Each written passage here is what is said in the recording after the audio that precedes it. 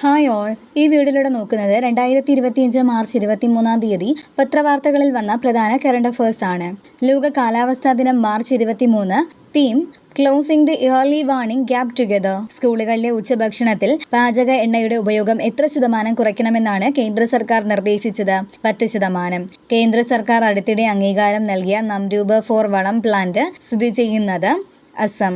സാമൂഹിക സാംസ്കാരിക വിദ്യാഭ്യാസ ശാസ്ത്ര മേഖലകളിൽ വ്യക്തിമുദ്ര പതിപ്പിച്ച പ്രതിഭകൾക്കായി പാറശാല ഭാരതീയ വിദ്യാപീഠം സെൻട്രൽ സ്കൂൾ ഏർപ്പെടുത്തിയ ഭാരതീയ വിദ്യാകീർത്തി പുരസ്കാരത്തിന് അർഹനായത് ശ്രീകുമാരൻ തമ്പി. ബസ്സുകൾ, ചരക്കുവാഹനങ്ങൾ എന്നിവയിലെ സുരക്ഷ വർദ്ധിപ്പിക്കുന്നതിന്റെ ഭാഗമായി കേന്ദ്ര സർക്കാർ നടപ്പാക്കുന്ന സംവിധാനം ADAS, advanced driver assistance system. Exercise sea dragon 2025 ആതിഥേയത്വം വഹിച്ച രാജ്യം അമേരിക്ക. ചലഞ്ചർ 150 എന്ന ആഗോള ആഴക്കടൽ ഗവേഷണ സംരംഭത്തിന് അംഗീകാരം നൽകിയ സംഘടന യുനെസ്കോ. ഹൃദയമാറ്റ ശസ്ത്രക്രിയ നടത്തുന്ന രാജ്യത്തെ ആദ്യ ജനറൽ ഹോസ്പിറ്റൽ ആകുന്നത് എറണാകുളം ജനറൽ ഹോസ്പിറ്റൽ.